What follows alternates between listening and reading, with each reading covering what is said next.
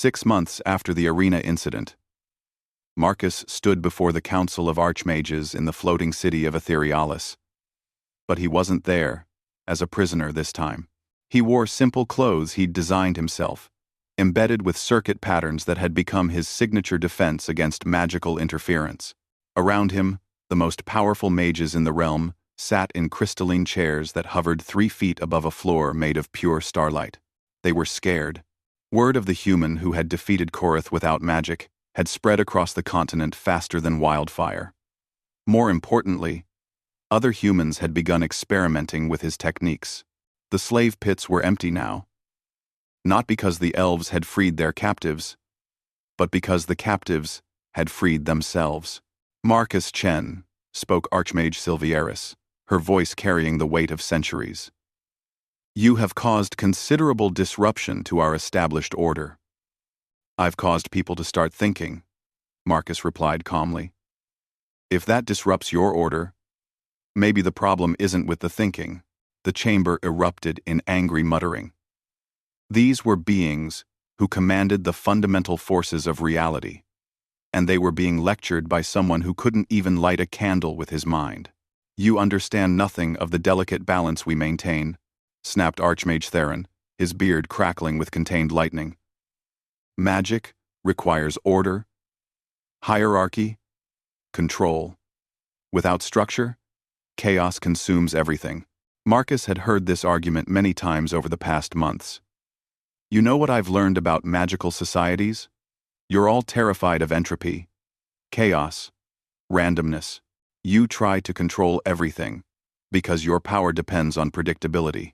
And humans represent unpredictability, Silveris said thoughtfully. Humans represent adaptation. Marcus gestured toward the massive windows that showed the city below. Look at your civilization. Beautiful, powerful, unchanging. How long has it been since you invented something new? Since you solved a problem in a way that hadn't been tried before? Lo, we have perfected our arts over millennia, Theron protested. You've stagnated. Marcus's words cut through the chamber like a blade. You've become so good at using magic to solve problems that you've forgotten how to solve the problems magic can't fix. He pulled out a small device, no bigger than his palm. It looked like a cross between a smartphone and a magical focus, with crystalline components wired together in patterns that shouldn't have worked according to any known magical theory. This is a communication device, he explained. It uses magical energy as a power source, but processes information through electronic logic circuits. Range of roughly 500 miles. Works through magical interference, and can be mass-produced by anyone with basic technical skills. The archmages leaned forward despite themselves. Communication magic was notoriously difficult, requiring years of training and consuming enormous amounts of energy. The idea of a device that could replicate those effects through purely mechanical means was revolutionary. Impossible, Theron breathed. Magic and technology are incompatible. We established that principle centuries ago. You established that principle because you never tried to make them compatible, Marcus countered. You approached technology as a replacement for magic, instead of a complement to it. But humans don't think in terms of replacement.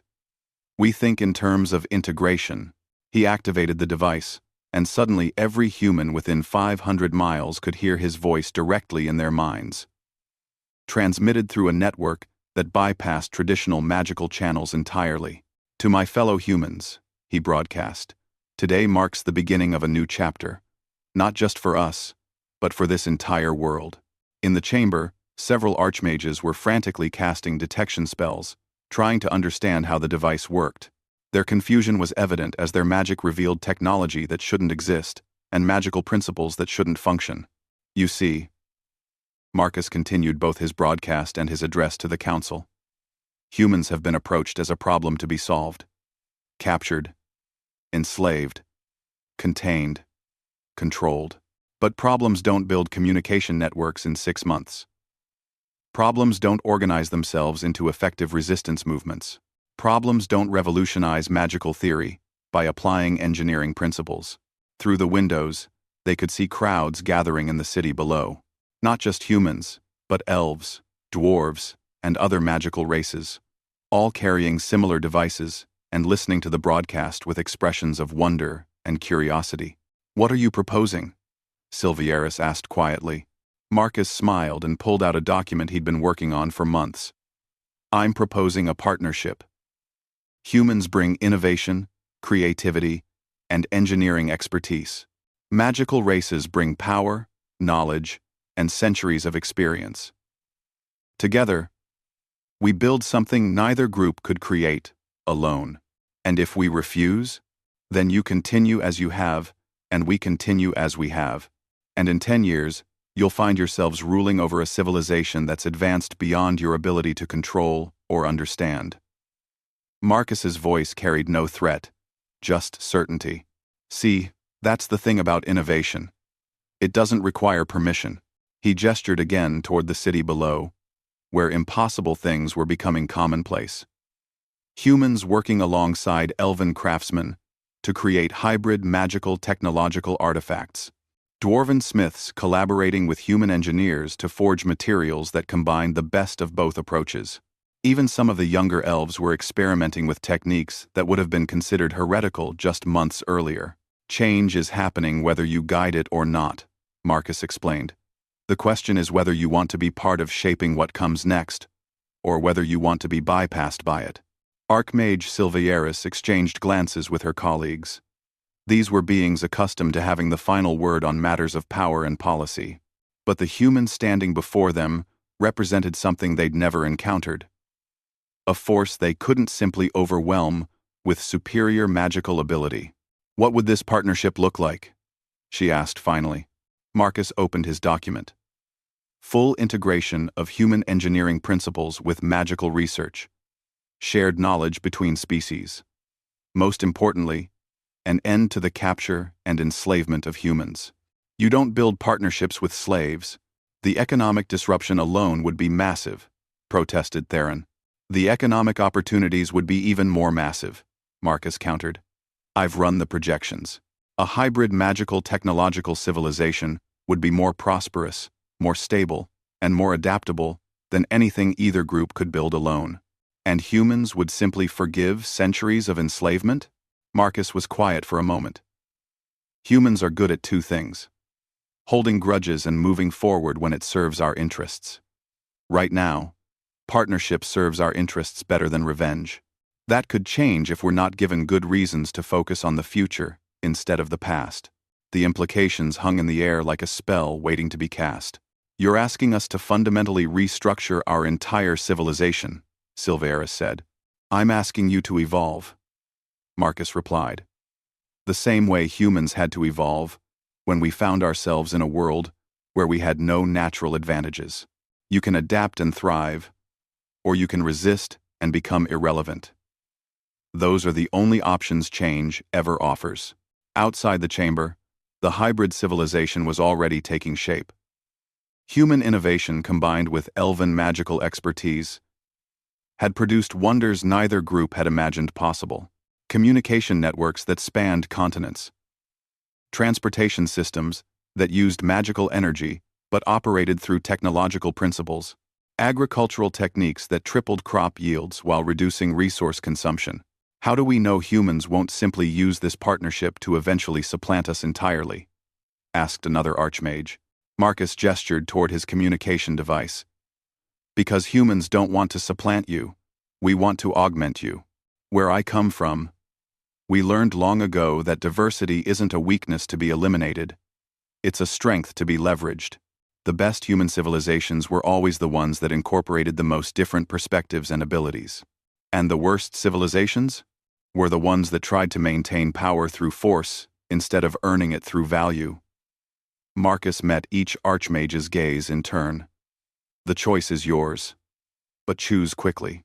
Every day you spend debating is another day this world moves forward without your input." The vote, when it came, wasn't even close. 3 years later, Marcus stood on a observation deck aboard humanity's first magical technological starship, watching their new world recede into the distance. Below him, Elves and humans worked side by side in engineering bays that would have been impossible to imagine just a few years earlier. "Still can't believe we made it work," said Sarah, the former Marine who'd become his chief of security. She wore armor that combined human engineering with dwarven metallurgy and elven enchantment, creating protection that was both practical and beautiful. "It was always going to work," Marcus replied. "We just had to convince everyone else to stop fighting change long enough to see the possibilities." Through the starship's viewing ports, they could see other vessels in their small fleet. Each one represented a different approach to combining magic and technology, designed by integrated teams that brought together the best minds from every species on their world. "Where to next?" Sarah asked. Marcus pulled out a star chart that showed dozens of worlds scattered across the galaxy, each one marked with symbols indicating different types of magical or technological development. "Everywhere," he said simply. "There are civilizations out there who have never seen magic, and others who have never seen technology. Others who, like us, are trying to figure out how to make both work together. And humans are good at building bridges between incompatible things. It's what we do." Marcus smiled, as their ship engaged its hybrid drive system, disappearing into a form of faster-than-light travel that combined magical portal technology with human engineering principles. Behind them, they left a world that had learned the most important lesson humanity had to teach: that the greatest magic of all wasn't the ability to bend reality to your will, but the wisdom to adapt yourself to reality's infinite possibilities. In the end, that was what conquest really meant for humans. Not domination through force, but transformation through understanding. They hadn't conquered a magical world by becoming more powerful than its inhabitants. They'd conquered it by showing everyone what was possible when you stopped trying to be more powerful and started trying to be more human instead.